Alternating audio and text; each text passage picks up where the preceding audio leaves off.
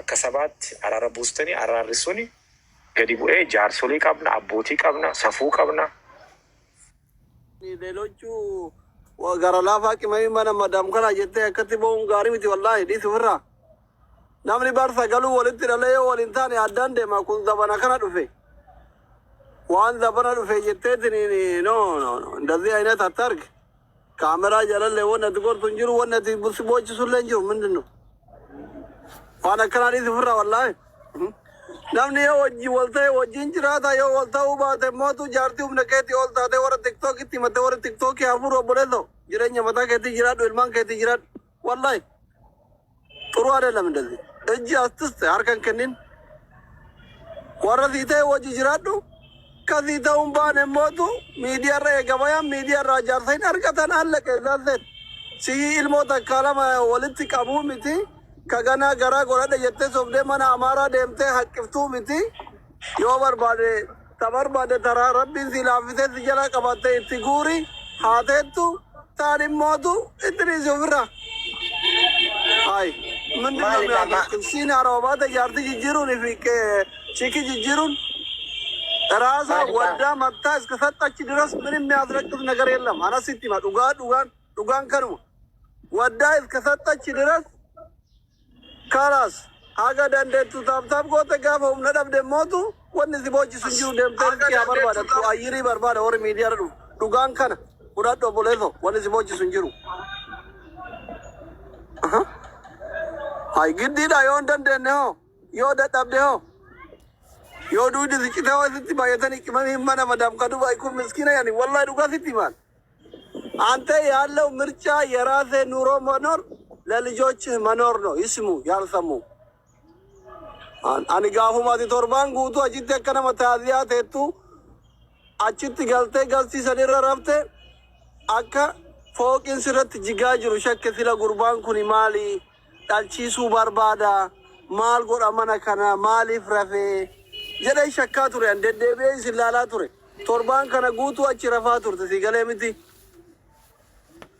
keessummummaan argite mana namaa dhaqanii achi galuu yoo dhaban akkana nama godha si galee mi walis taanu waliifis taanu walis jibbinu obboleewwan makkeesii wayya gaandarra fiiguu dhiisii yoo mootu Itoophiyaawii taalee jettee manuma keetti Itoophiyaawii gastii namaatira deemanii diriini bultii ofii diddiiganii booyan kun no jaraa miti kan duraanillee gargaaraa turte jaraa miti kan duraanillee asiinsi ga'ee si guddise numa miskiina teera tuffattee irraan tarkaanfattee achi dhayxee haadha bultii si diige kana so duraanuu hundi dogoggortee asitti majilee si sodaadhe obboleessa kii amma dhiqqashoo Dubaay jirtaa muqiimaa haftaa midhaa dubbin hiyyeessaa hin dhagayamtuu jedhee sitti himuu yaadee karaa keessatiin si sodaadhe wanni aan sodaadhee samoonii eegaa turen turre wallaahi kuno makiin faanti naaragaadha bakka mana faamilii guutuun ta'a irraasi mubaarak maal godha mana kanaa torbaan guutumaa asitti galee deessisuu hedaa jedhee gaafadhe yuan ijoollee na duuba dawwalii kaayiroo gaafadhe kuno wanni atachira rafaa bulteef kana jechuu galanni si galee የሰው ቤት ሄደ አታሞቅ የራስህን ኑሮ ኑር ሀቢቢ ከራስ በላይ ንፋስ ነው ጨርሻለሁ nagaa buusii jennaan abidda buusee jedhanii tiratii wayii tokko gaayilli mubaarak galgala diigamee oolee garuu waan oolee irra natti fakkaata liivii irran ture ani na qaqqaba'ee saayitii malee qaqqaba'ee innumtiyyuu naannoo sa'aatii 3 olii jechuudha achi keessatti ani barumsa naan fudhadha jechuudha jechuun lola namaa keessaa gaarummaa namaa keessaallee fakkeenyaa fi waan ati taajabdu ni jira waan immoo irraa of eeggattus ni jira otoo ana tahee kan jettu jireenya kee boruufillee gaa'ela kee boruufillee wantoonni ati gochuu hin barbaanne nama sanarraa dogoggora nama sanarraa aarii nama miira nama sanarraa waa baay'ee hubattaa jechuudha dhugaan siniin jedha liivii irran ture jechuudha galgala nan dhaggeeffa nama kuma 30tu dhaggeeffate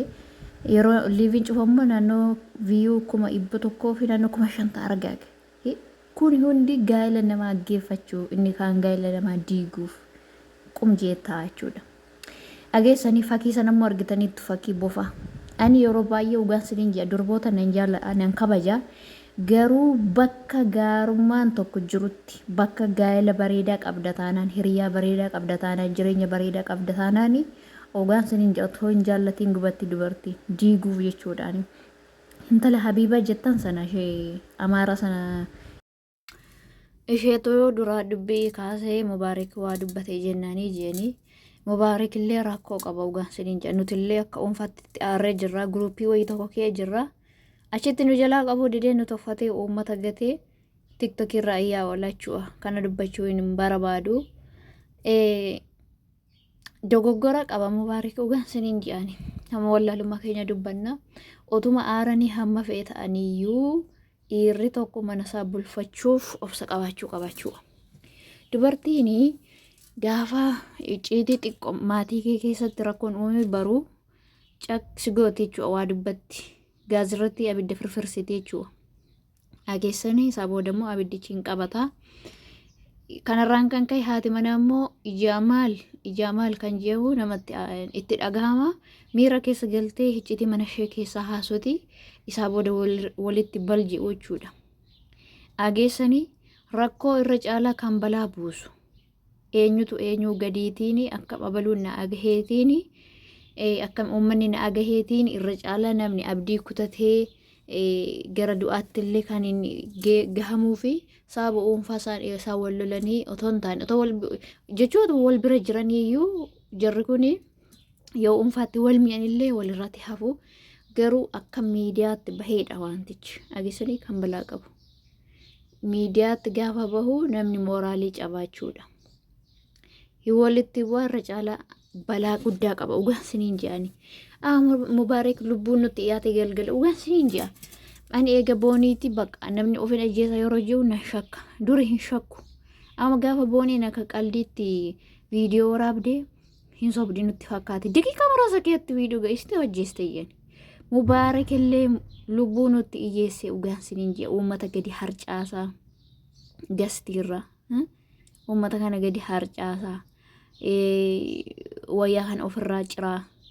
shurraabii ciree sana immoo morma isaatti dhaataa akka nama of ajjeesuuf qophaa'ee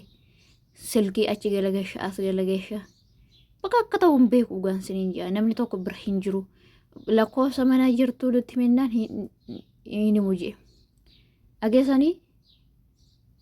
naxxuftennaan naan iyyeeyyuu jee ageessanii kanadha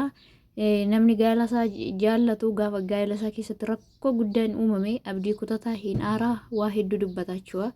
achi keessatti namni jiraachuu qaba ta'ullee yoo tokko dogoggore tokko obsa gochuu qaba jechuudha ciniinachuu qaba ageessanii tokko miidiyaa irratti yoo dogoggore tokko immoo obsa qabaachuu malee mubaarik immoo seeruma mubaarik ogaan saniin jedha hin ariifata dafee miira keessa galee waa dudubbata hin boo'alle jechuudha gara laafina ageessanii kanaaf iyyuu isaa jaartiif jaarsi iddoo haqanillee hin qabani hin walitti aaru hin